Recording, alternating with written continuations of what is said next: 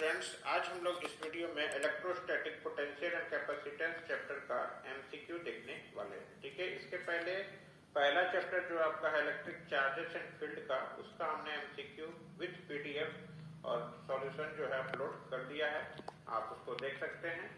और ये आपका दूसरा वीडियो है, यानी electrostatic potential and capacitance chapter का। ठीक है, तो यहाँ से भी हमने 25 एमसीक्यू को कलेक्ट किया है और 25 एमसीक्यू का सेट है, इसको हम लोग आज डिस्कस करेंगे। ठीक है, तो चलिए वीडियो को स्टार्ट करते हैं। सबसे पहला सवाल है कि 1 वोल्ट किसके बराबर होता है, यानी कि उसका जो यूनिट होता है क्या होता है। न्यूटन पर कूलम होता है, न्यूटन पर सेकेंड होता है, जूल पर कूलम होता है, जूल पर सेकेंड होता है। तो सबसे पहले हम लोग जो वोल्ट बराबर क्या लिखते हैं, वोल्ट बराबर हम लोग लिखते हैं, यानी वोल्टेज निकालेंगे वर्क बाय क्या लिखते हैं, चार्ज। तो वर्क का क्या यूनिट होगा, जूल, और चार्ज का क्या होगा, कूलम। तो जूल पर कूलम, यानी ऑप्शन नंबर आपका क्या हो जाएगा, सी यहाँ पे सही हो जाएगा। तो आपको अगर फॉर्मूला याद है और बेसिक चीज का आपको यूनिट याद है, तो कोई भी बड़ा से बड़ा चीज का यूनिट हम उसको क्या कर सकते हैं, निकाल सकते हैं। तो सारा चीज आपको याद करने का जरूरत नहीं, सिर्फ बेसिक चीज का याद रखिए क्या यूनिट होता है। ठीक है, चलिए अगला सवाल देख लेते हैं। The relation between electric field E and potential V, दोनों के बीच में क्या रिलेशन होता है, यहाँ देखिए। E is equal to minus dV by dx, E is equal to dV by dx, E is equal to dE by dx, E is equal to dE by dV। तो सबसे पहले देखिए कि होता है E is equal to minus dV by dx, ये आपने formula पढ़ा। तो यही चीज आपको कहाँ मिल जा रहा है, देखिए ऑप्शन नंबर ए में। तो ऑप्शन नंबर ए आपका सही हो जाएगा। ठीक है, और इसी से रिलेटेड अगला क्वेश्चन है, देखिए। इन ए रीजन ऑफ कांस्टेंट पोटेंशियल, ठीक है, कांस्टेंट पोटेंशियल के रीजन में आपका क्या होने वाला है, electric field is uniform, electric field is zero, there can be charge inside the region, या electric field shall naturally change if a charge is placed outside the region.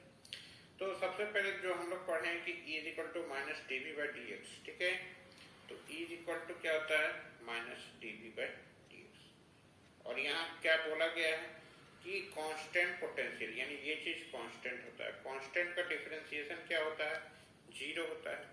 तो constant का डिफरेंशिएशन जीरो होगा, तो E बराबर क्या हो जाएगा, zero. यानी जहां भी कांस्टेंट पोटेंशियल होगा, कांस्टेंट पोटेंशियल डिफरेंस होगा, वहां फील्ड क्या होगा, आपका जीरो होगा, यानी ऑप्शन नंबर आपका बी सही हो जाएगा। ठीक है, चलते हैं नेक्स्ट सवाल में।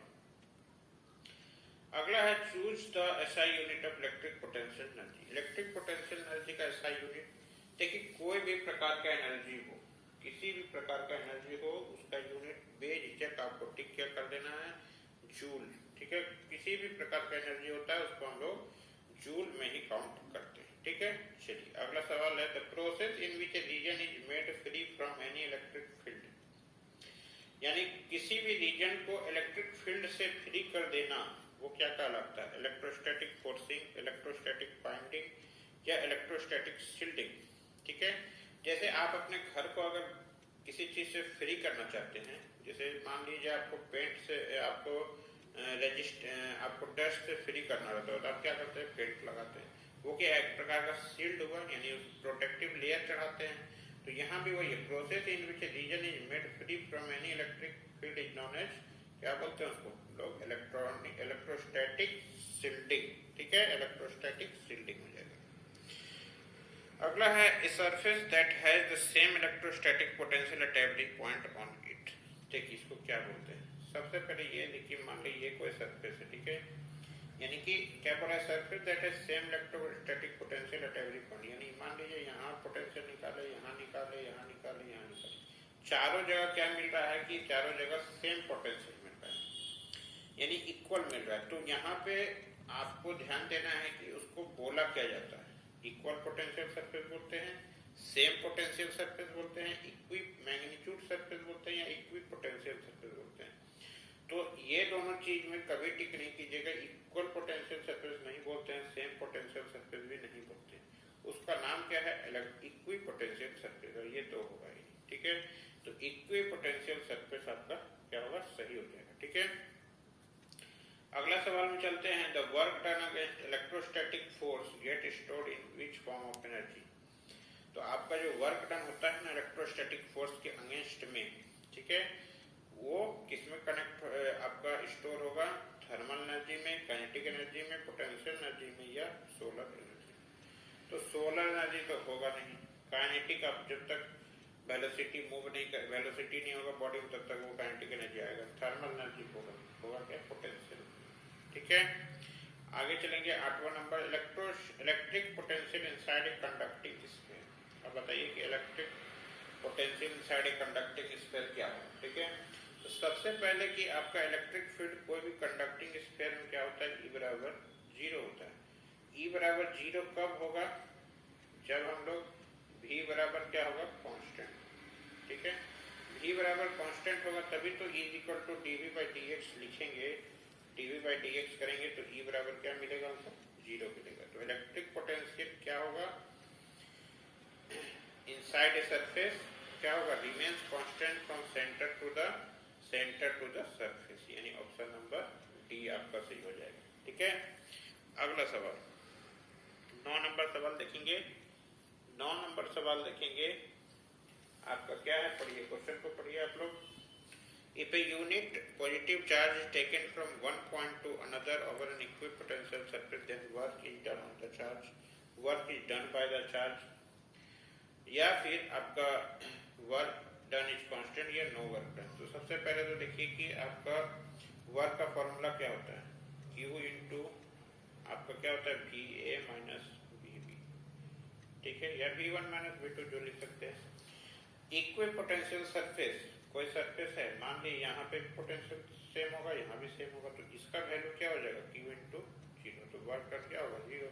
तो no work done, option number D आपका सही हो जाएगा।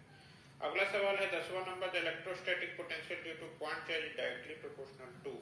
देखिए फॉर्मूला सबको पता होगा, V equal to K Q by R हम लोग लिखते हैं।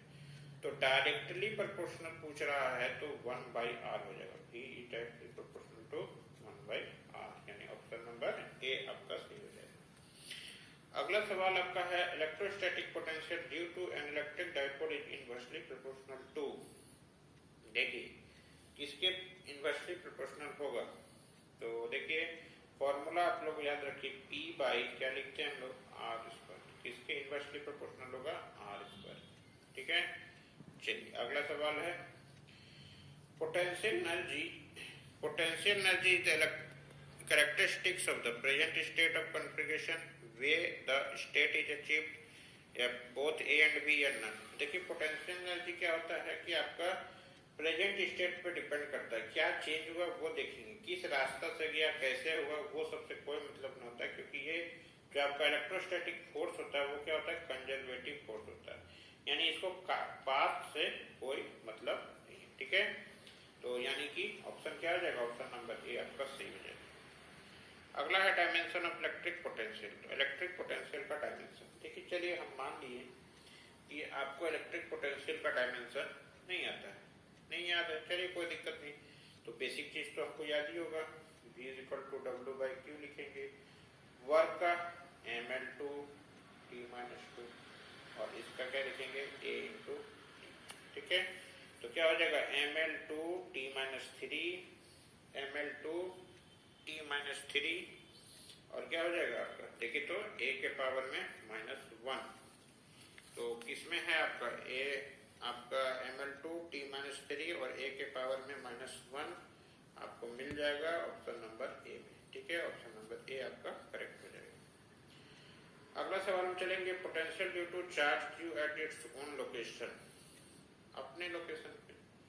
तो सबसे पहले तो पोटेंशियल इक्वल टू क्या होगा आपका, यहाँ पे potential due to charge Q at its own location, यानी V इज इक्वल टू क्या लिखेंगे, K Q बाई R, इससे भी चल सकते हैं।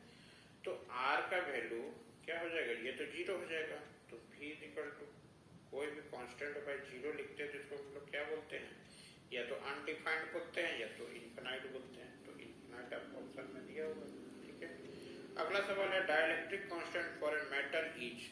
मेटल का डाइलेक्ट्रिक कांस्टेंट क्या होता है, मेटल का डाइलेक्ट्रिक कांस्टेंट होता है इनफिनाइट, क्योंकि आपका उल्टा होता है, इनफिनाइट होगा। ठीक है, अगला सवाल, ratio of charge by potential difference is called.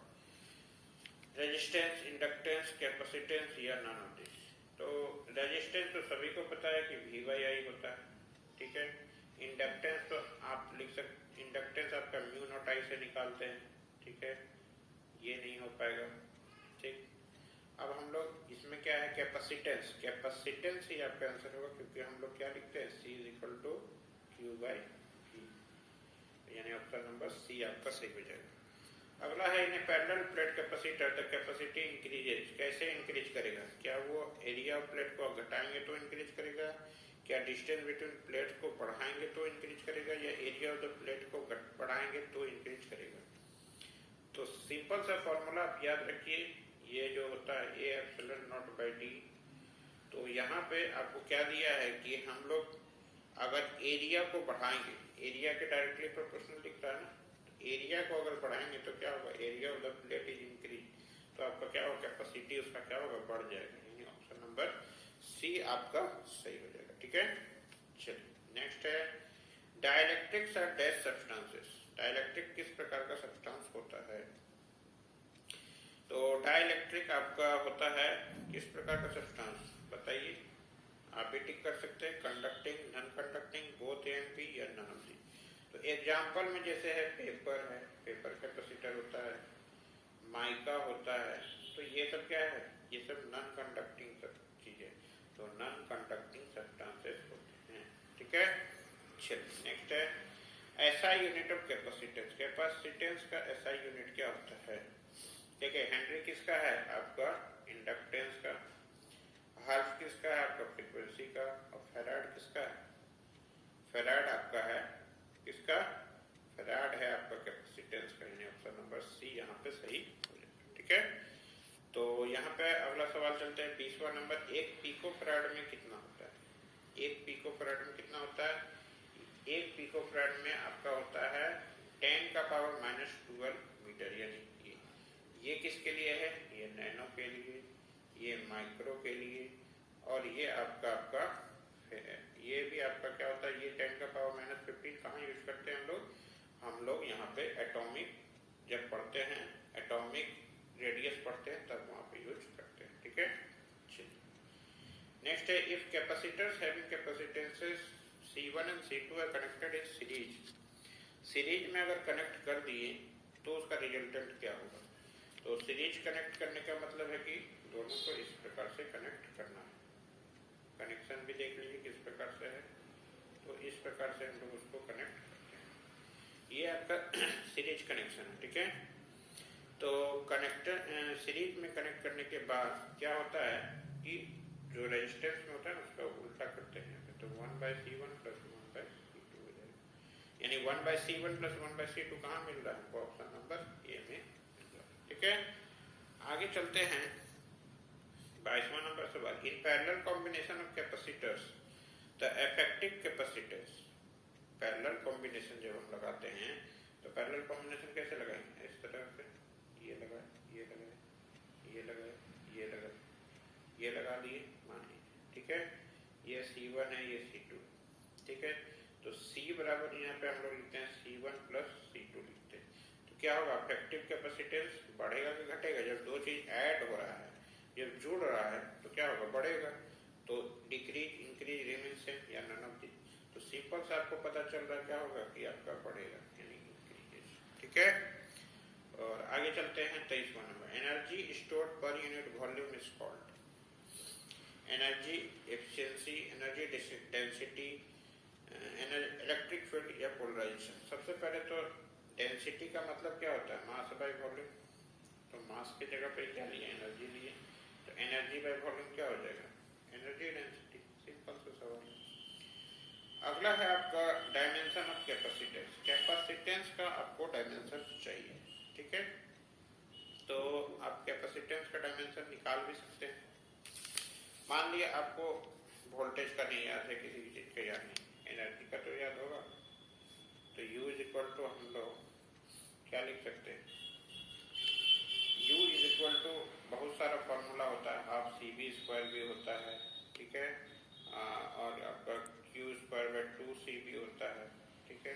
तो ये सबसे हम लोग निकाल सकते हैं, तो ये सारा फॉर्मूला में U का क्या लिखेंगे Ml2 T-2, ठीक है। A का आपका इसका चार्ज का क्या लिखेंगे, आपका A स्क्वायर T स्क्वायर हो जाएगा। बस यहीं से क्या करेंगे, हम इसको चेंज कर देंगे। तो यहाँ से जब हम लोग चेंज करेंगे तो आपका कैपेसिटेंस का क्या मिलेगा, आपका मिल जाएगा M-1। देखिए M-1 होगा, ये यहाँ आएगा M-1 L-2 और T देखिए ऐड हो जाएगा -2 और +2, यानी कि ये पावर जब ऐड होगा तो क्या होगा 4 हो जाएगा और A का पावर क्या हो जाएगा 2 हो जाएगा। ऑप्शन नंबर C आपका सही हो जाएगा। तो आपको फॉर्मूला भी याद रखना है, वहां से भी आप बना सकते हैं। अगला सवाल, last but not the least. आगे आपको वीडियो और भी मिलते रहेंगे, जिस प्रकार से आपको चैप्टर वाइज मिलते जा रहा है, इसका भी PDF आपको जल्द से जल्द अपलोड कर दिया जाएगा। और देख लीजिए क्वेश्चन क्या है। If A dielectric slab is introduced between two plates of A parallel plate capacitor, तो उसका कैपेसिटेंस क्या होगा, बढ़ेगा घटेगा, क्या होगा। देखिए यानी मान लीजिए पैरेलल प्लेट कैपेसिटर, इसमें एक डाइलेक्ट्रिक घुसा दीजिए, इसका क्या कांस्टेंट क्या है, K।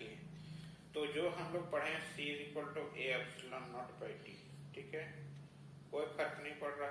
यहाँ तो K नहीं है, लेकिन एक और फॉर्मूला होता है, C = KA∈0/T होता है।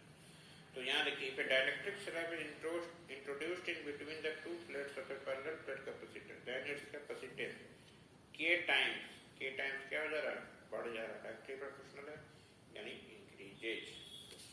तो आई थिंक आपको यहाँ पे 25 क्वेश्चन जो हमने डिस्कस किया, आपको सारा समझ में आ गया होगा।